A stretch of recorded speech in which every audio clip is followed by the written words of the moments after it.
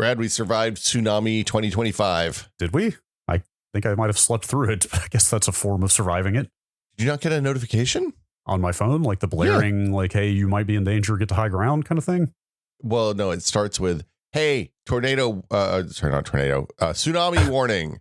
God, let's not also have tornadoes here, please. I mean, we do have those occasionally now. It's great. Thanks, Obama. I got a notification last night that was like, hey, there was a giant earthquake in Russia and you're in the tsunami warning zone. More information to come. Dude, that thing was an 8.8. Yeah, it was a big boy. That's like historically big. It's the biggest one in a decade, top 10. It's up there with like the Chile one in 2010 that killed a bunch of people, and the one in the Indian Ocean that caused that big tsunami that they made a bunch of movies about. Like the Christmas Day one, or Christmas Eve. Yeah. So anyway, off of Russia, there was a 8.8 earthquake last night, and different parts of the Pacific Rim had different levels of affectedness, right? Which is weird about, like, every time a tsunami warning happens, I have to learn about tsunamis, because this is weird, but they didn't teach us about tsunamis in Tennessee elementary school like they did tornadoes and hurricanes. Yeah, weird. Yeah. So I'm going to say if there's ever a tsunami big enough to reach Tennessee, any level of disaster preparedness is probably inadequate. Look, I've seen Deep Impact. I know how that goes. But yeah, no, the kind of TLDR is that we ended up getting an advisory, which means don't be in the water. And if you have a boat, maybe consider taking it out of the harbor, because like it'll be fine in the ocean, but we'll get jacked up against the dock and the jetty and all that stuff. Mm-hmm. And sure enough, I woke up this morning. There's video of Half Moon Bay Harbor, which is like 10, 15 miles south of me. And there's boats going up and down a meter and, Wow. 2 to 5 feet, it looks like. That's pretty substantial. Yeah. Like everything I have ever read and heard about, not even just tsunamis, but also just incoming water, really, of any amounts. Yeah. Is that way, way, way less water by volume than you think is extremely dangerous. Basically, like ankle high water moving fast enough can knock you off your feet. I mean, you've stood in the ocean and you've had a big wave kind of wobble you, right? Yeah. Yeah, it happens. Yeah. And like I actually this was during the hurricane in Southeast last year, Helene. Yeah. I don't know if it was the Weather Channel or somebody did a visualization. It was like they might have been using Unreal Engine for this. It was one of those like real-time 3D graphics things, like with the meteorologist like standing in the middle of this whirling maelstrom, but they visualized in like a standard suburban neighborhood like what rapid water rise would do. And it's terrifying to watch. Like even just a few feet is like picking everything up off the ground and swirling it around and creating creating this like blender effect of debris, like sharp debris, like swirling around, slicing things up. Like water is scarier than you think. Somebody shared the Japanese Weather Disaster Preparedness Association's infographic to show why tsunamis are dangerous. And it's because it was really illustrative, because usually you see tsunami and you think about like the abyss or, the cartoon big wave that the guy's surfing on. But the thing about the tsunami is the wave's long, right? It's not like a 4-foot high wave and then it immediately goes away. It just breaks and washes away. It's that the wave is like 2 miles long and it's 4 feet high. So it's an enormous amount of water, even if it's not as high as like the waves are during a big storm at high tide. So anyway, but it was fine here. I think the 2007 tsunami, the one that got Fukushima in Japan. Was that 2011? I think it was 2011. Yeah. We had enough of a suck out that like we went up to the hill in Pacifica and watched it do we have a little like horseshoe shaped kind of inlet where the main beach is here in Lindemar. And it made a swirl, like a whirlpool. Oh. On one of the edges where the water was getting pulled out so hard that it made turbulence that made it like make literally like your bathtub drain whirlpooling. Wow. You saw this with your own eyes? Yeah. And that's scary. And most importantly, and it's funny, this is one of those things that I think one of the tourists that was impacted by that tsunami in the Indian Ocean said is that their kid knew that when the waters receded dramatically, you have to run like hell. That's your sign to run as fast as you can to high ground. and literally saved a bunch of people's lives on that beach because they listened to their kid who had apparently learned about tsunamis in elementary school. Hey, public education works.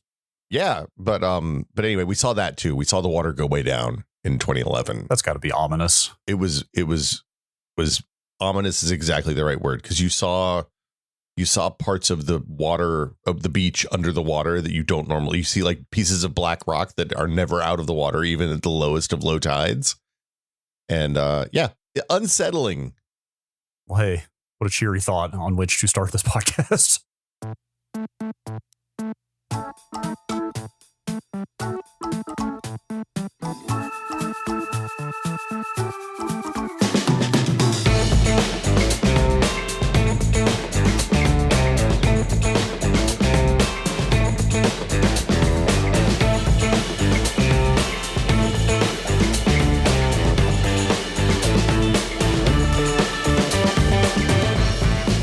Welcome to Brad and Will Made a Tech Pod. I'm Will. I'm Brad.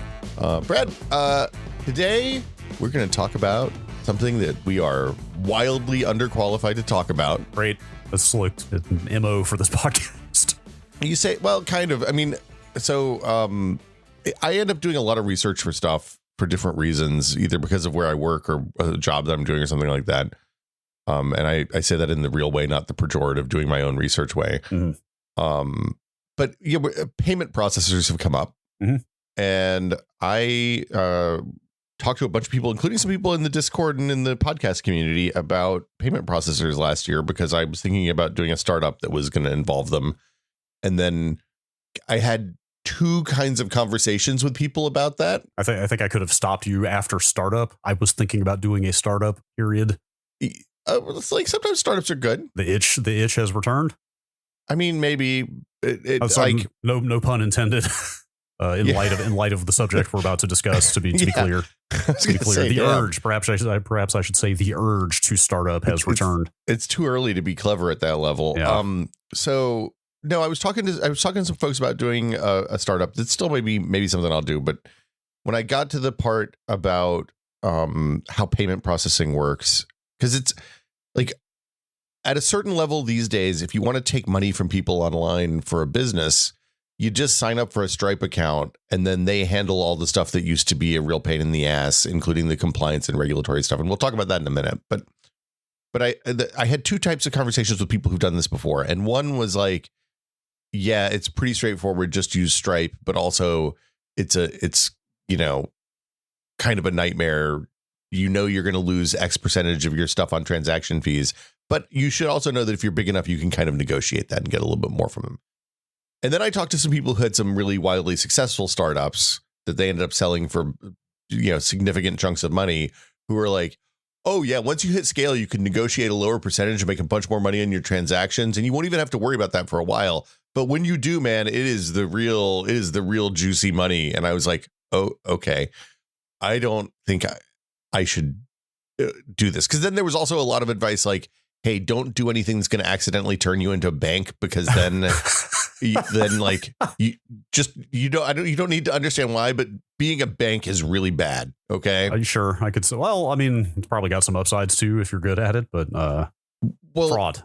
Yeah, like you end up, if you accidentally are in a situation, this is why when you put money into your Xbox account, it shows up as points and not money for a long time, is because some lawyer at Microsoft was like, man, we can't be a bank. OK, because once we're a bank, then that means we have to do money laundering rules and we have to do fraud protection rules. And there's a bazillion different legislation requirements for banks in different countries. And you have to know all of them. And then you end up with like 200 people on your team that are each responsible for one small region of the world. And it's a pain in the butt. Yeah. Okay. 2 points of order here. Number one. Yes. Hi. Hello. Are you interested in talking about your startup idea? Is this the type of idea? Okay. So there are 2 types of startups. There are this is an idea that I think nobody else has had, and I can make a big impact by doing something new. Or there's just the disruption type where it's like, hey, this has been done 20 times already, but I think I can do it better and displace the people on top. So it sounds like this is the former, and you will not be disclosing your idea. No, I think this is a good idea. I think it's more, I ended up waving off on it because it became clear that the kind of work that was going to be is the kind of work that I actually don't like doing. It wasn't about building something. It was about establishing a regulatory framework, and it was going to take a fairly significant upfront investment, which I wasn't interested in because I think the potential upside is pretty good for a small scale funded business, but not good for a big funded business. Fair. In the current climate. Okay. And the other point of order is we should talk about why we are even discussing payment processors in the first place here. Well, you hit it. We had an itch, right? Yes. There's an itch. Everybody has an itch problem occasionally. There's an itch. Yes. Well, it's not just itch. Just to be clear, it's a steamy itch. I don't know what. Oh God, that's even worse. I know. We shouldn't.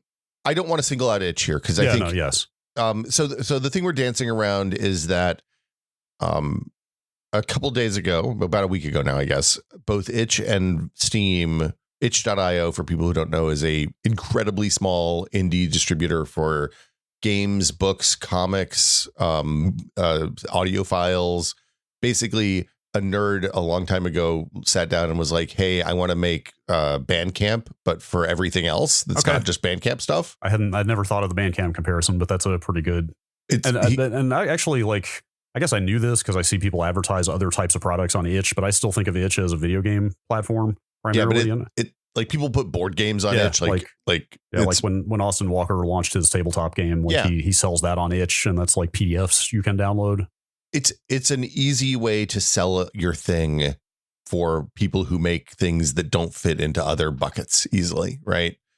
And now, to be clear, I would guess that I would guess the overwhelming majority of their inventory is still video games.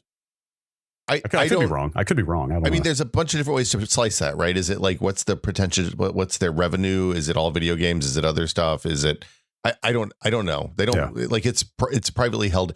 For a long time, it was like one or two people running Itch. I think Lifo is the founder who wrote it in like as a project for fun, like a programming project for fun. It kind of started out as, it seems like. I think they've said in the course of messaging about this kerfuffle that there are like maybe 20 people now or something. So it has grown, but it's still super small. Yeah. And for what it's worth, if you're not familiar with it, it's also a platform where you can give things away. You can just post things for free, or they also have a pay what you want model. In contrast to Steam.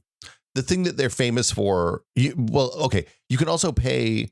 You can also determine, like the old Humble Bundle stuff does, you can determine the amount that you want to pay to them, to the creator, to Itch, to the creator. So they'll do some stuff without taking anything more than just the transaction fees that their credit card processors charge, right? I think they defaulted to charging 10% but there's a slider that you can use to remove that if you so desire. And like you said, you can post stuff with here's the recommended price. You can pay nothing if you're a creator and you want to do that. So a much looser and more open platform than Steam, but Steam and Itch both have been equally affected by the thing we're about to talk about. Yeah. So an activist group in Australia called Collective Shout. Thank you. Ran a open letter that generated a few thousand emails, it sounds like, and calls to payment processors like MasterCard, Visa, Discover, PayPal about not safe for work games on Steam and Itch. Or I might even narrow the scope there. Like it was one particular game, right, that they were really gung-ho about. Yes, but I had the language in front of me. Like it's like incest, blackmail, unavoidable, non-consensual sex are terms that they used. Yeah. I'm sorry. No, I believe those were terms associated with Game No Mercy. I'm looking at a Guardian article here about this, and I'm not clear if that's Collective Shout's language or if that is actually language that No Mercy itself used to describe its content. I'm not quite sure.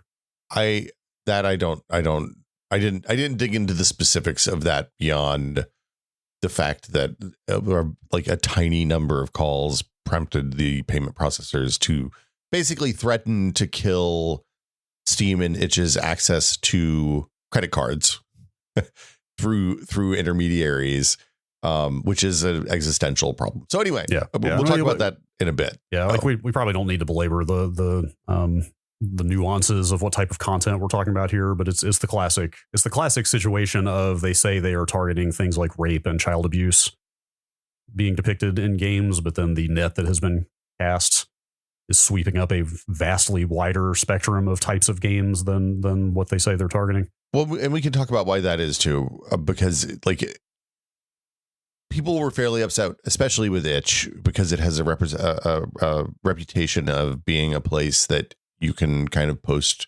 whatever stuff you make. And there's a lot of games that are highly personal on itch, right? About dealing with trauma and abuse and stuff like that, that are definitely include the themes that these people were targeting and that MasterCard and PayPal and Visa said that they couldn't have anymore, but also are, you know, creations that have artistic merit and are helping people process trauma and stuff like that. Anyway, before we get to that, though, let's talk about what payment processors are, because this is a thing that I think people don't really understand. Yeah, and it sounds like it's gotten more stratified over the years. Like I think back to, I mean, what was using a credit card in the 80s, you know, like you had the little physical carbon copy slidey machine, and there was probably, I guess, a transaction happening over a phone line, and that was kind of it. But now there are a lot of intermediaries, right? Well, so, like that's the thing that I feel like has changed, is that the Stripes of the world are like a new layer in this process. Is that accurate? Yeah, I mean, they're definitely new layers. In the 80s, before they had the phone line thing, you'd use the little ka-chunk carbon copy machine. And they'd also have a book that came out every week or every month with a list of bum credit card numbers in it. Right. Okay. And at the end of the week, you'd take those credit card slips to the bank, and then the bank, your merchant bank, would deal with the transactions on paper. The idea of non-instantaneous, like delayed credit card transactions, or to the point, credit cards being used in a world without instantaneous telecommunications that can verify transactions. Like the idea of a bunch of bad credit card transactions just sitting around in a book that they can't actually invalidate as bad until sometime later is completely nuts. But I guess that's how the system came about, right? Yeah. So then they went to calling when you did a credit card, especially if you, I think they probably were profiling people, and like if you looked shady, then you would get called. And if you were like a middle-aged white guy, you're probably okay. Then they got modems, and they had little boxes like the ones we know now, except for they were not always connected, and they would dial up into the internet. So every single time somebody swiped a credit card, it would do the dun dun dun, and you'd have to, like, the transaction would take as long as a modem to connect, and then send the numbers, and then send the auth back. But anyway, so in those days, though, mostly the individual merchants had deals with credit card providers. So like if you were a grocery store, you would take Visa and MasterCard, but maybe not Discover and not Diners Club and not, you know, and obviously Square and Venmo and Apple Cash and all of those things didn't exist at that point. God, you're reminding me. I had forgotten how much more of a crapshoot it was, say 30 plus years ago, whether a given store would take a given type of credit card. Like it was much more siloed off. You know, it's like, oh, like you said, the store only takes Visa and MasterCard. Discover's no good here, or vice versa. Like it's kind of a thing of the past, right? You almost never have to think about, does this establishment take a specific card anymore? Yeah, I had a job once that I had an American Express card that was my like they give me an American Express card to do business expenses with, because I was traveling a lot. And there were places that just the American Express wouldn't be accepted, period. Yeah. So, okay. So now we have these things called payment processors that kind of sit between the credit card companies and the merchants, right? So instead of you as a grocery store or as a place that sells, games online, making a relationship with Visa and PayPal and MasterCard and Discover and American Express and all these other companies, you make a deal with Stripe, or actually confusingly PayPal in this case, because they kind of are both of these things. They both do the transaction on the user end, and then they also will do the intermediary business between the credit card companies and the business. Right. And I think somewhere down the stack, they are also a bank, probably, if you choose to use them that way. PayPal absolutely will let you use them as a bank. Yeah. You have to opt into that, and when you do that, they collect a bunch of additional personal data about you.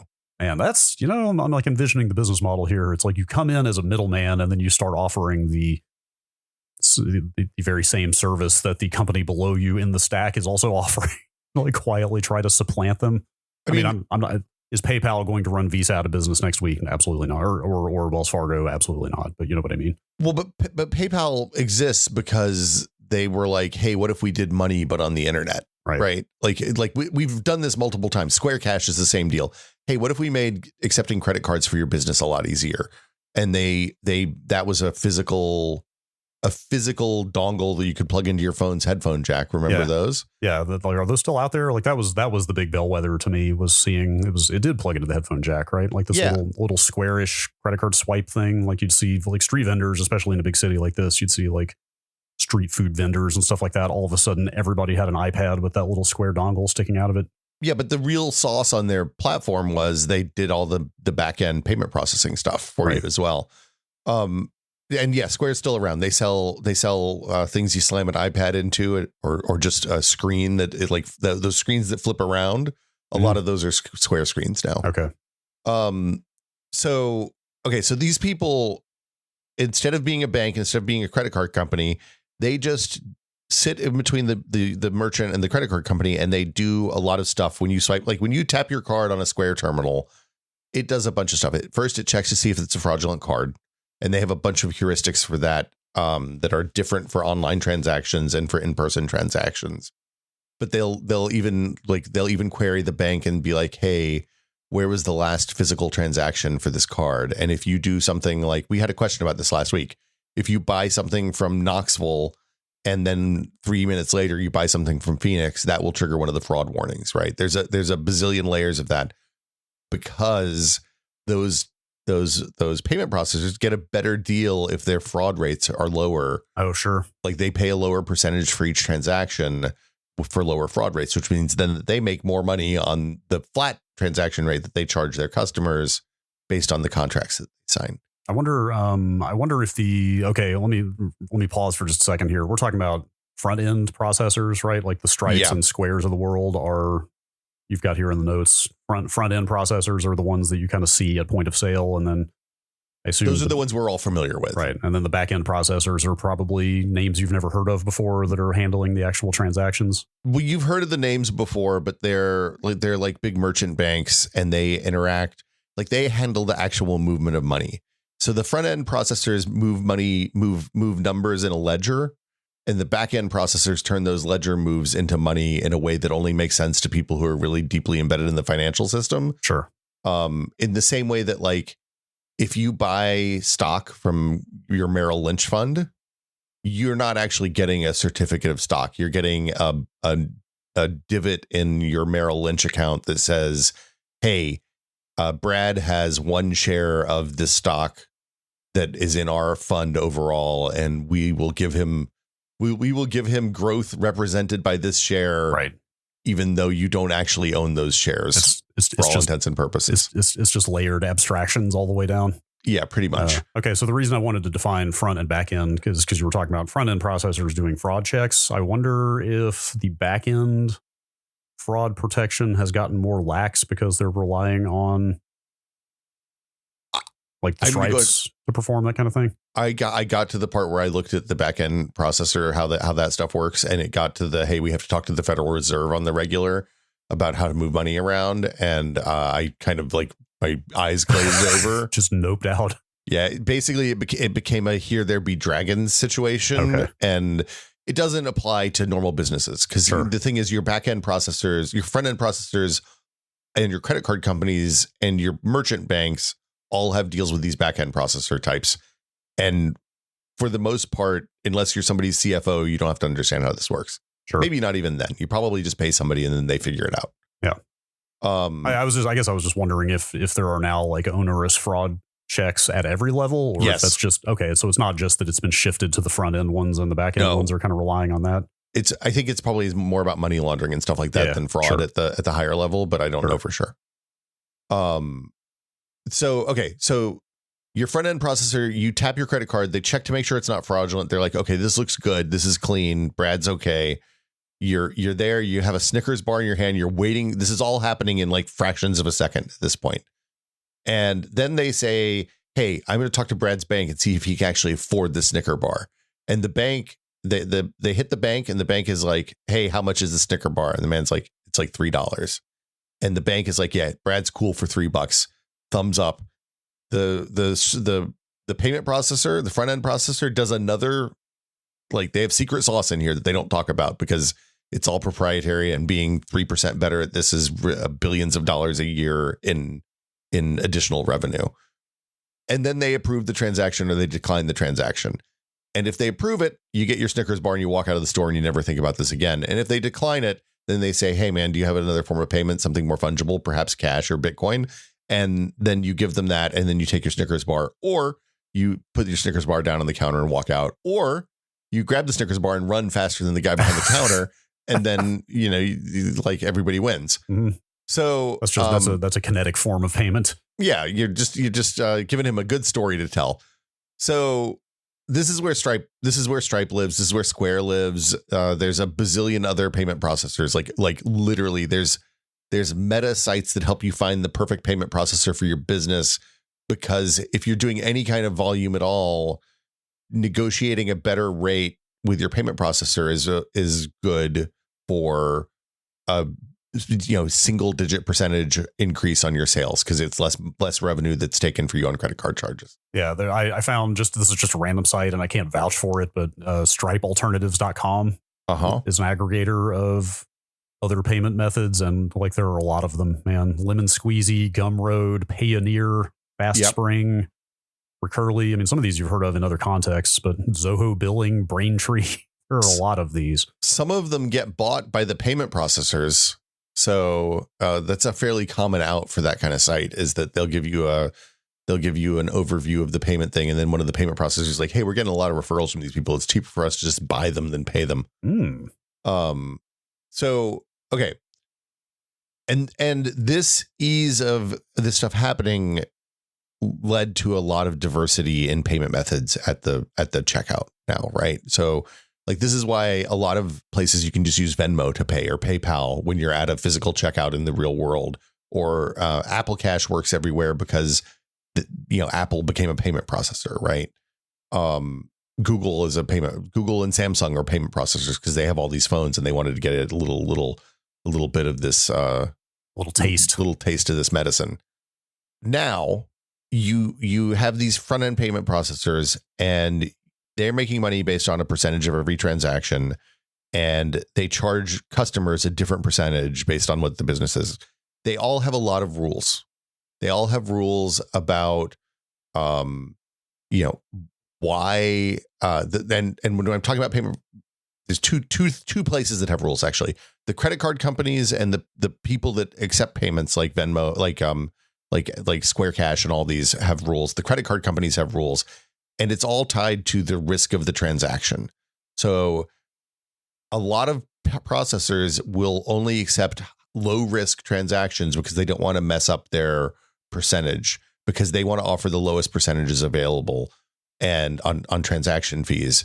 And that means that they don't want to have fraud strikes or declines or disputes, all of which increase their overhead and decrease their ability to charge the lowest possible rates for these transactions. You're talking about the front end processors charging rates to the merchants? I'm talking about both the front end processors and the credit card companies. Okay. The credit card companies hate fraud. They hate disputes. They hate fraudulent transactions that cost those all cost them money, right? Right. So, for example, if I'm MasterCard and I know that Stripe is really good, their anti-fraud stuff is really good, and they have a really low dispute rate, I will give them a 1.5% these are made up numbers, just for the record. I'll give them a 1.5% transaction rate. So that means 1.5% of every transaction that Stripe passes through MasterCard generates 1.5% of revenue for MasterCard, right? 1.5% of that transaction. Now, Stripe is charging their customers 4% for that same transaction. So if Stripe's fraud and dispute rates stay low and they don't have problems that increase their cost for their upstream partners, then they make 2.5% on every single one of those transactions. Now, in reality, everybody negotiates a different rate with Stripe once you get to a certain size, and like, it's complicated. But that's the business, right? Is credit card companies charge this much, Stripe charges a little bit more. anything Stripe can do to make that gap bigger means more money for Stripe. And honestly, the same thing on the credit card side. So what that means is they establish all sorts of rules about what kind of transactions happen on their things. And there are some transactions that are incredibly high risk. For example, digital only goods and services. Credit processing companies do not like those because there's a high recidivism risk on the transactions. Anybody who's ever tried to buy a quantity of virtual Steam gift cards, yes, can tell you how goddamn difficult it is to do that. And the weird thing is, if you go to Amazon and buy a bunch of physical gift cards for Steam, no problem. You mean physically, as in they will literally ship you a card in the mail? They are printed on a piece of paper with a scratch off thing. That's not an issue. Right. Adult processing stuff, adult services, typically really, really difficult. Now, there's legal stuff as well, but like paying for sex work on credit cards is typically completely impossible in most countries. Because even where the sex work is actually legal, even where it's legal, because people go have their sex work session and then they dispute the charge because they're like, well, I clearly wouldn't have hired a prostitute. And so credit card companies just aren't going to deal with that. That makes sense. I know the marijuana business has also been notoriously troublesome. Cash only. Cash only, or like very difficult to find institutionalized payment processing and banking that they can work with, and even in states where that's been legalized. So the marijuana thing is more complicated because while it's legal on a state level in a lot of states in the United States now, it's also illegal on a federal level. Yeah, right. And that adds a level of complexity that goes beyond like the federal, the fact that it's illegal on a federal level means that these incredibly conservative in this case, I mean financially conservative, but I can mean both senses of the word. These conservative credit card processing companies are not going to take the risk that the feds are going to come down on them because they're taking weed money. Right. So for example, this is a fun example I found last night. Because they have all these rules about avoiding contest rates and avoiding disputes and avoiding fraud and all this stuff. If you have a sex toy store, if you want to make Brad's dildo shop, go on. And you want to I'm not making that the title. I'm sorry. No, we're not going to. No, don't. For the love of God, no. If you want to make your sex toy store and you want to do it online only, it's going to be really hard for you to get credit card transactions from a lot of payment processors. Even though you're trafficking in physical goods? Yeah, because of high recidivism rate for the transactions. It's specifically because you don't have a physical presence. If you open a brick and mortar version of Brad's Dildo Store, then you'll have a much easier time of it. Coming soon? Yeah. Got it. Interesting. All right. Because that physical location means it's less likely because they're not just worried about fraud on the consumer side too. They're worried about you making a fly by night operation and then taking a bunch of credit card transactions and then disappearing without fulfilling those transactions. Sure. Because they're on the hook for that. That's part of the service that the credit card companies provide. So, they like physical goods sold. They don't like online only businesses. They definitely don't like adult stuff. They don't like things that are legal in some places and illegal in others. And they don't like anything that causes them hassle. Now, this is where it gets complicated, right? Because we've been complicated at this point, but these people don't understand feedback online because they don't like feedback online for a credit card company is like, hey man, I got a fraudulent charge from my card being skimmed, not, hey, 1,000 people who are cranks about porn wrote a letter campaign to say, hey, this is bad. So they got more email than they've ever seen, more calls than they've ever seen because of this collective shout campaign. They're not experienced in being on the receiving end of like mass messaging campaigns is what you're saying. They are not equipped to deal with this. Coordinated campaigns are not something that they receive on the regular. Exactly. And their default response to any feedback is what's the safest thing we can do, right? For the business. So they shut it down. They called Steam, they called Itch. Actually, they didn't call either of those companies. They called the people that run the transactions for those and said, hey, it looks like there's adult stuff on your transactions. And this is speculation, to be clear. It looks like you have adult stuff on these platforms and we're not charging you the adult rate. Because the thing that we haven't talked about yet is that there are a lot of payment processors that specialize in risky transactions. So there are payment processors that handle adult stores. There are payment processors that handle stuff like OnlyFans. There are payment processors that if you want to make your own porn blog and take money from people, you can absolutely do that. And they will happily charge you 8 or 10 or 12%, some multiple of the normal going market rate for non-pornographic content. And you can absolutely do that. What they're saying is, hey, Steam's using a loophole. They're running porn on their site, but we're giving them the non-porn rate on their transactions. And Valve likes making money. I've heard this. You know, that 30%. You know, it didn't happen by accident. Look, Gabe can't buy his 6th yacht on hopes and dreams. Okay? Yeah, no. So, and Itch is the same boat, right? They were on a video game and music and movies probably rate deal with I think they said PayPal and Stripe were their payment processors. And so they got this note that said, hey, we've noticed that you're doing this thing you're not supposed to do according to the terms of our agreement. Make it right.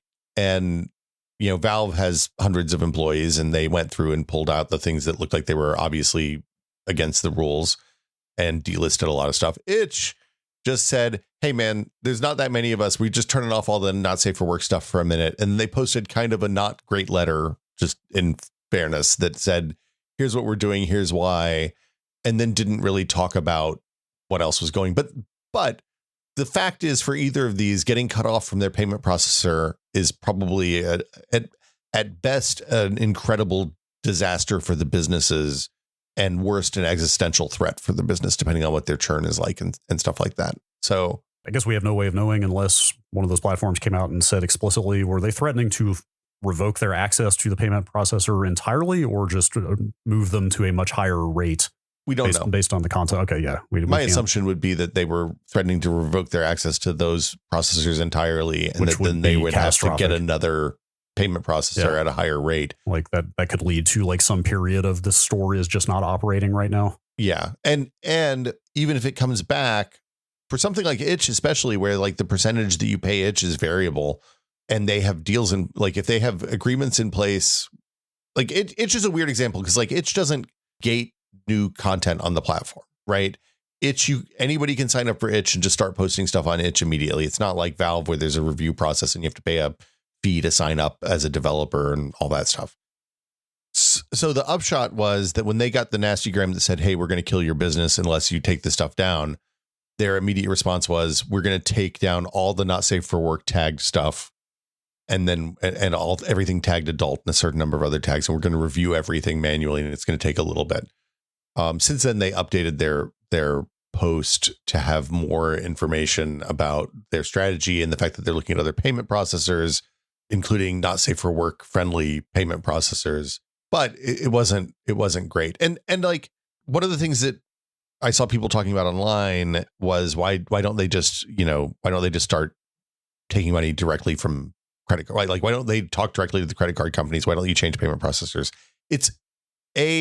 The payment processors also do a bunch of regulatory stuff, which we kind of touched on a little bit, but it's stuff around money laundering and not becoming a bank and all these other requirements that like if you take international money, you take money from international customers, you're subject to the banking and finance laws in all of those countries, which is why a lot of places say, okay, we're only going to take money from people in the United States.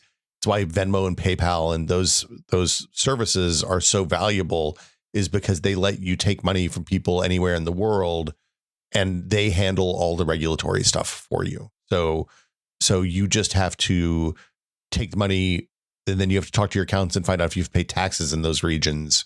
And then, but they do all of the, hey, is this a money laundering transaction or is this a legitimate transaction stuff, which is shockingly onerous.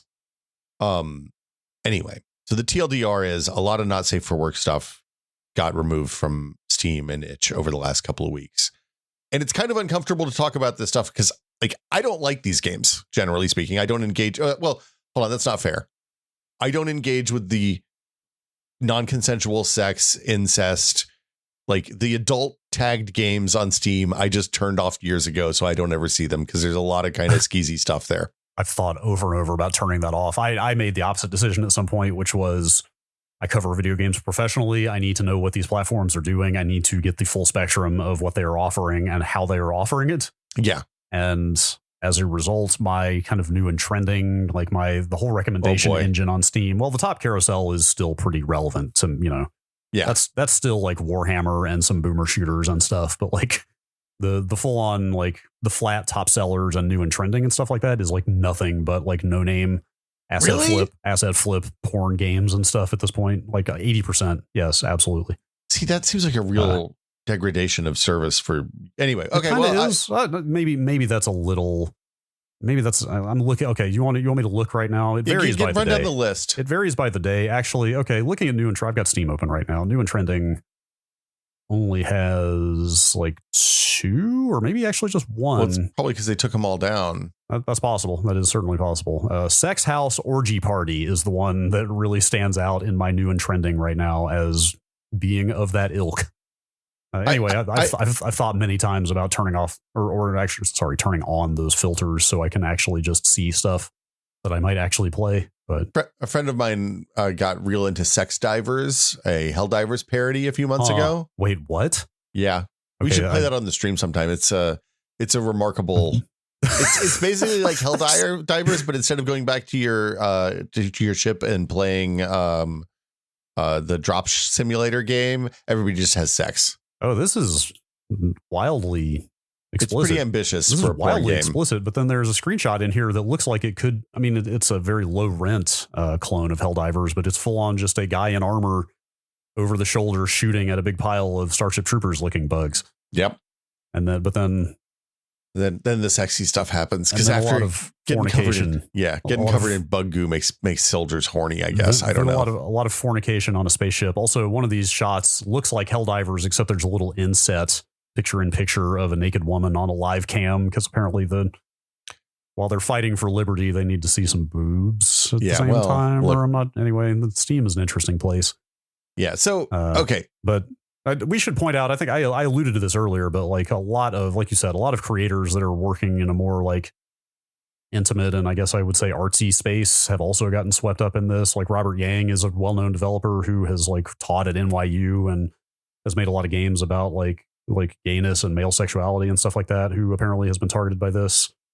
Yeah. For example, like people, like you said, people are making games that are much more like instructive or like, not necessarily objectionable, catering to a more niche audience. Well, and so like the net was wide, especially on itch, because they just turned everything off and kind of didn't communicate that. Their letter was clear but ambiguous, I guess is my way of saying it. Consume Me is a game that was marked adult because of adult themes and some light nudity, and it won the Seamus McNally grand prize at the IGF last year or the year before. Nina Freeman, who has made a whole series of autobiographical games that are incredible and very personal and like definitely not porny, got caught up in the dragnet. And because her game Last Call got pulled, which is about domestic violence, right? So the reason it's important to talk about this stuff is because it's not just about porn games. Like the people, the Collective Shout people like to portray this as being about games with no redeeming value that are just about domestic violence and assaulting women. Yeah, that's why I mentioned like rape and child abuse earlier, because those are things that any decent person can get behind opposing. But but again, the net that ends up being cast is dramatically wider than those things. Well, and you're seeing the same thing with this UK Online Safety Act. Like it really feels like some dark clouds are swirling recently in regard to kind of online censorship and like onerous authentication requirements. I mean, like various states in the United States have individually been enacting stuff like this for a few years now. Yeah. But you're seeing defenders of the UK Online Safety Act saying the same thing. You know, the refrain is always, "Oh, so you support child abuse, huh?"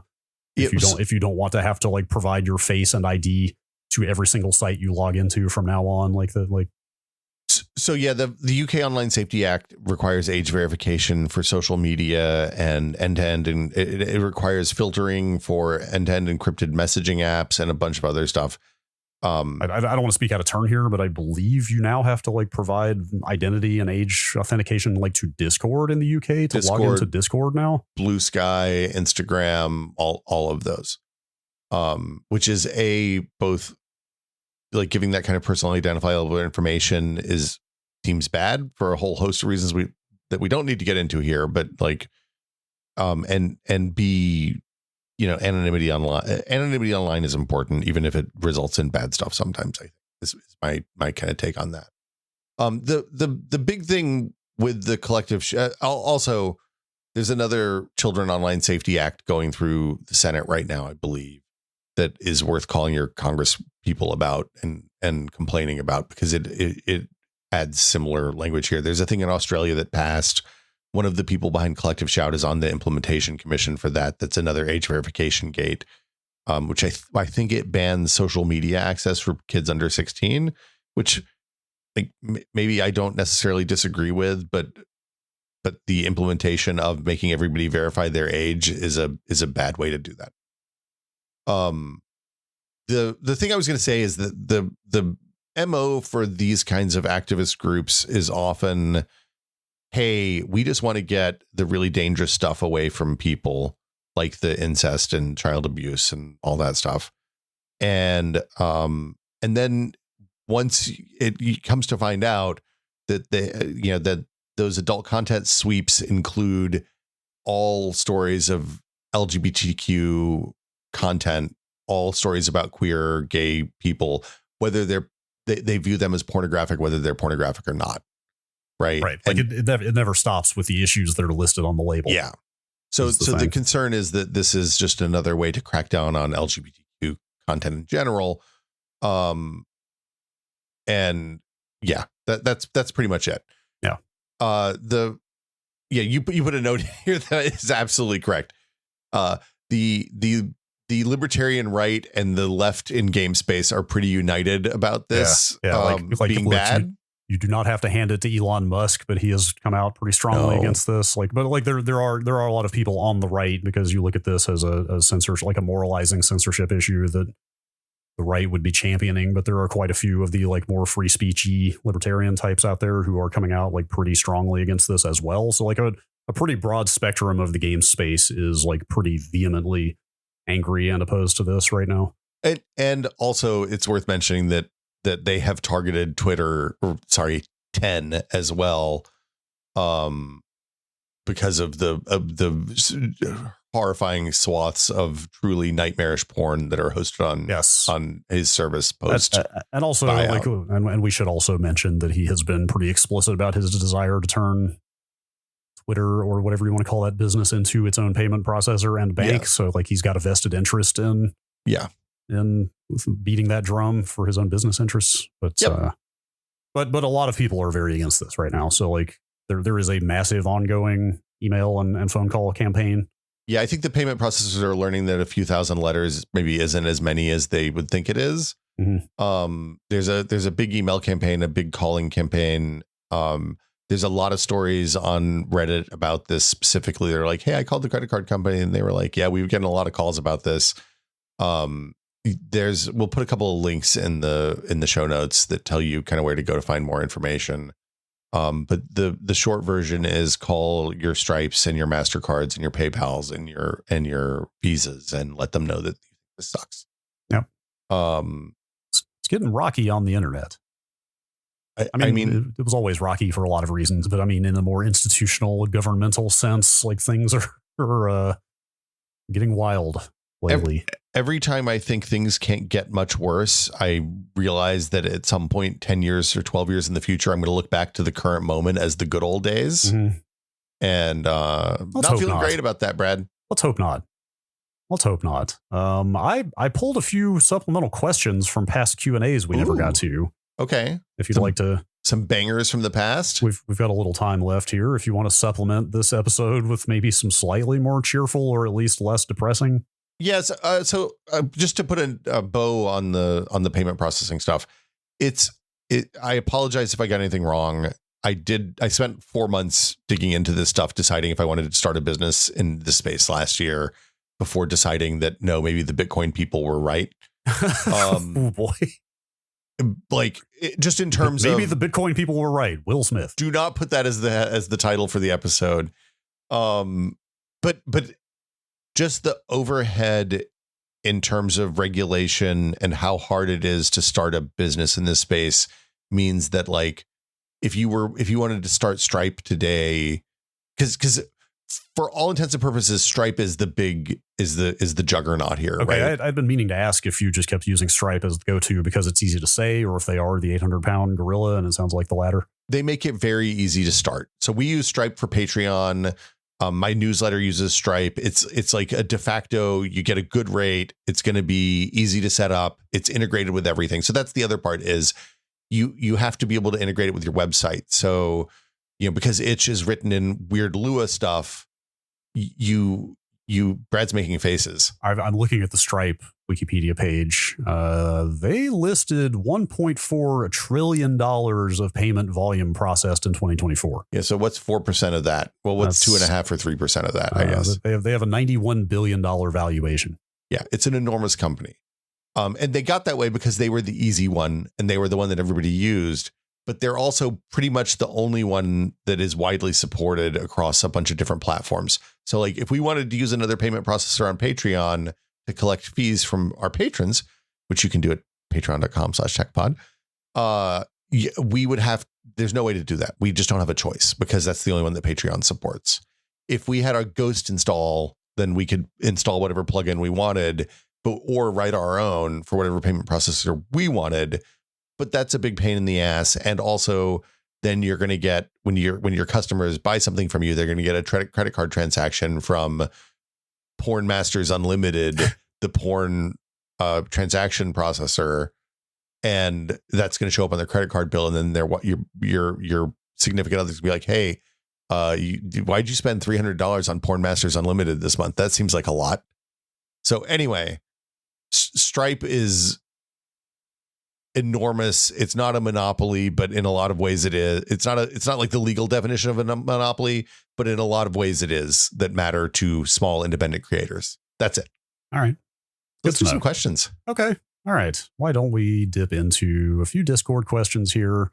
I don't know how we didn't even highlight this one. We have not even flagged this to read, but I feel like we should read it. From Mad Cat. Okay. Some neighbors that we know, but not that well, came around to the house and asked for the Wi-Fi password so that their son could use a tablet. It seemed innocent and I didn't want to be rude, so I gave them the password. I have a pfSense router and access points, but no guest network yet. The neighbors are close enough that they could probably pick up our Wi-Fi signal. Being paranoid, I have now changed the password and am looking into guest networks and network segregation.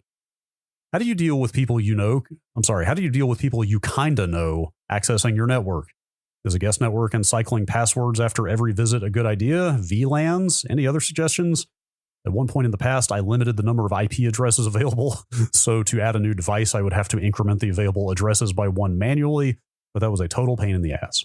So that IP address thing won't actually work if somebody knows what they're doing, because they'll just look for an unused number in the available range for some device that's turned off and squat on that.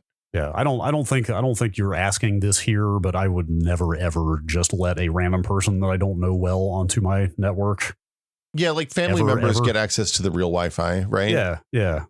But I don't know exactly what all the ins and outs here would be, but like if they do anything like truly illicit on your home internet, like you're probably liable for that, unless it works its way through like law enforcement enough that you can prove that it was somebody else that was using your internet access to access something awful. Like not something awful, the forum, to be clear, but I mean, look, that should be criminal in a lot of jurisdictions. But that is a very valid point. So like, for example, I've known my neighbors for 15 years, right? And if their cable modem was down, they were like, hey, can you hit us with Wi-Fi for a few days while we wait for cable to come back up? first I would tell them to consider fiber, and then I would run a long Ethernet cable over to their house and plug it into their business for them. I mean, if it's somebody really close to, it's probably fine, but I still can't, my mind can't help playing out all the possible scenarios of like, what if that device gets stolen? What if somebody that you don't know is over at their house and starts using it to do something bad? Like, it's just, I feel like you're just exposing yourself to a known risk that's just not worth it. Well, I was gonna say, so we used to, like when we had babysitters come over regularly, they would get the Wi-Fi because cell service is bad in our neighborhood. Yeah. So I set up a guest network, which is like most routers that do this, you can do it manually with VLANs and all that stuff. But I just had a separate SSID that they were able to log into, gave them full access to the outside network, but they couldn't see anything inside the network. And they were getting a different internal IP address range. So presumably if they did something gnarly, then I could go back and see which device it was based on a series of other things. But like, you know, I guess babysitters are relatively trustworthy because we were using a service that did background checks and stuff like that. And I don't know about neighbors. Like if the neighbors were moving in and didn't have internet yet, I would probably be okay with that. But like that would be a short-term solution. I'm not interested in funding their internet. Yeah, I think the maximal approach here, short of just a zero tolerance, never letting people on your land, period, is to make a guest network. And even people you know should just go on the guest network for segregation, and then you don't have to worry about it anymore. Yeah, I think if I went over and was like, hey, our internet's down, can my kid use your Wi-Fi? And they were like, no, fuck you, I would probably think they were axe murderers. Fair. I guess it seems like I think probably a lot of commercial routers and systems like Ubiquiti, Unify stuff. Yeah, have got like relatively easy sort of guest network set up in there. Like you don't have to know how a VLAN works and how to route between different subnets or anything like that these days. I mean, obviously, if you do know that stuff, you can set more elaborate stuff up. But like I think a lot of the time, it's like in a lot of commercial routers, isn't it as simple as just kind of there's a separate dialogue for making a guest network SSID? It literally says, hey, make a guest network here, and it partitions them off from the rest of the. Basically, all it does is turn off talking to other internal IP addresses. Right. Especially if it's that easy, just go ahead and set one up. Well, and the nice thing about that is like on some of the newer ones, like consumer routers I've used, you even manage it with an app and you can hit the button to turn the guest network on and off when somebody's over. So Yes. RK Harris 62. I'm pretty sure we have not answered this question. I apologize if we had. I don't think we have. Okay. The question is, I'm looking at OLED monitors for my gaming PC. What's the difference between QD OLED and WOLED or WOLED? Do you have a preference? I love my LG OLED TV, but I wasn't even aware of the distinction when I bought it. I think the short version here is you probably really don't need to worry about the distinction. Rtings.com, I guess. Every time I bring up that website, I question whether I'm saying it right. I think it's ratings. Ratings. Should you say ratings when there's no A? I'm not sure. Rtings.com, like probably maybe the most authoritative like display review site on the internet out there. They do good work. Yeah. They've got a really good explainer article for the difference here. It really all it really has to do with is the layers of technology on the display and how the OLED produces color. Like the W, I believe in WOLED stands for white. Yeah, because that's using white OLEDs. QD OLED is using a quantum dot layer, which a lot of other non-OLED TVs also use, which enhances color reproduction. I believe the OLEDs or the LEDs are blue in that case. The quantum dots also improve brightness as well. Yeah. Yes. So, as you kind of alluded to in this question, LG uses white OLED and Samsung uses QD OLED, if that matters to you. And also, I believe the other thing which is mentioned in that article is that they tend to use different subpixel layouts. Yeah, Samsung's always done their own subpixel layouts, which like caused them problems in the early days of phones, but it's been pretty okay lately. Yeah, and I like that. The only reason that would ever really matter to you is if you're using the display as a computer monitor, right? Because I think that's got some ramifications on like text rendering, sharpness, and stuff like that. You can typically calibrate the text rendering to the panel. Yeah, but I think probably you shouldn't worry about that level of specifics in the tech of the display. I think you're probably better off just looking at reviews of displays you're interested in and going on a more like qualitative sort of assessment. You know what I mean? Like read about like what is the real world experience of looking at this screen and like what do they say about the brightness and the color accuracy and don't necessarily worry so much about what tech is driving the display under the hood. I was going to say, for me, it's more the things that matter to me much more are what refresh rates does it support? How does the which HDR specs does it support? Because I think Samsung still doesn't support a couple of those. Then like this is like a tertiary decider for me. Yeah, especially since it's usually tied to brand. Yeah, but there are some quirks there. Like I believe this is still the case when I was shopping for TVs for my parents a couple years ago when we talked about that. At the time, the Samsung OLEDs that use quantum dot layer have a weird quirk wherein like very bright light, like sunlight, they have a little bit of like a pinkish purple cast to them.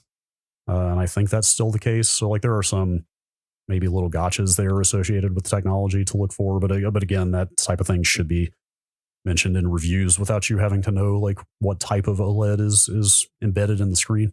The Arting's conclusion of their QD-LED versus WOLED article basically says if your room's really bright, the WOLEDs are clear winners, and otherwise it doesn't kind of matter. Yeah. Yep. Okay, Fishy J.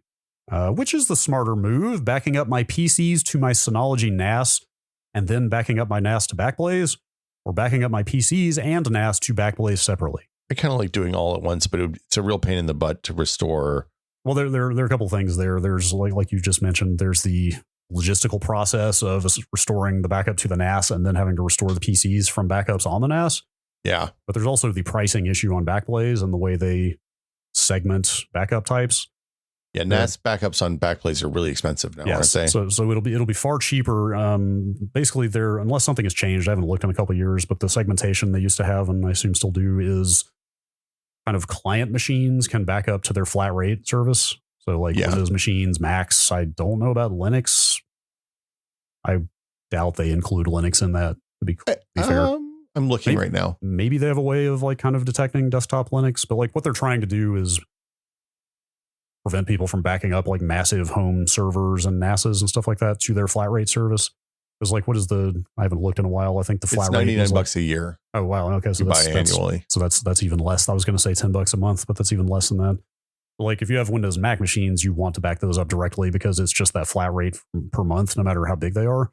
Yeah. But they charge by the data. They charge by the gigabyte or terabyte if you're backing up from any kind of server or NAS. So, if you don't have a ton of extra data on those machines, you could just back them up to your NAS and then back that up, and you wouldn't be paying a lot extra if you're doing small backups from your client machines. But if you're backing up a lot of data from those clients, you should back those up directly because you'll get a cheaper rate.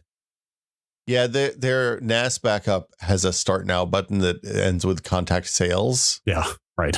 It starts at $6 per terabyte. Yeah. Is that still, that was under the Backblaze B2 umbrella? Yeah, it's the B2 cloud storage. Yeah. I looked at that briefly when I was thinking about backing stuff up to the cloud, but I don't have that much on my NAS that's like truly mission critical. I would die if I lost it.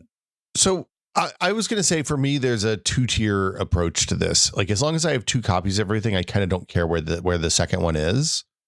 I back up my local PCs, including like my wife's Mac. I need to set up backup on my daughter's computer, actually, when I think about it, to the NAS. And that runs automatically every multiple times a week, whatever.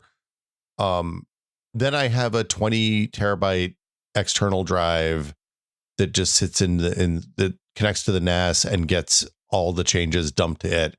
So I have 2 copies plugged into the NAS. It's probably not the most secure thing because like if something happens to the NAS and stuff starts getting deleted, it'll replicate those down over the next time the NAS backup runs every week. But that's probably good enough for me, given what I have on there. Yep. Anything really important, I don't know, put it on a USB drive in a safe deposit box. Or like I put it on Dropbox. I put it in an encrypted folder in Dropbox, and then it's hard to get rid of. Yeah. I've thought about, this is beyond the scope of this episode, I've thought for a long time about messing with like the Azure Blob Storage or like Amazon Glacier, some of those like super duper long-term, very cheap storage options. That would be for like family photo type stuff or home movies, or just like really important irreplaceable stuff, because those services are very cheap to upload and store. Yeah. They only get expensive if you have to retrieve the data. Yeah, it's like So you don't want to be pulling data from them on the reg. Right, You want to pull right. it down once after a disaster. It's right. It's like a place to put stuff that you don't think you'll ever actually need to retrieve, unless if you get to the point where you would need to retrieve it and pay their large fee to do so, you would probably be happy to pay the fee because whatever it is you put there was that important. Yeah, like I wouldn't put my DVD rip and Blu-ray rip collections on that. No, I'd like absolutely not. Because who cares? I just re-rip them. Yes. Again, it's like kind of like family or personal stuff that's like really irreplaceable. Yeah. All right. You want to call it there? We can call it there. Yeah. I hope folks enjoyed the show. As always, Brad and Will Made a Tech Pod is a listener supported podcast. That means we wouldn't be here without you, the listener.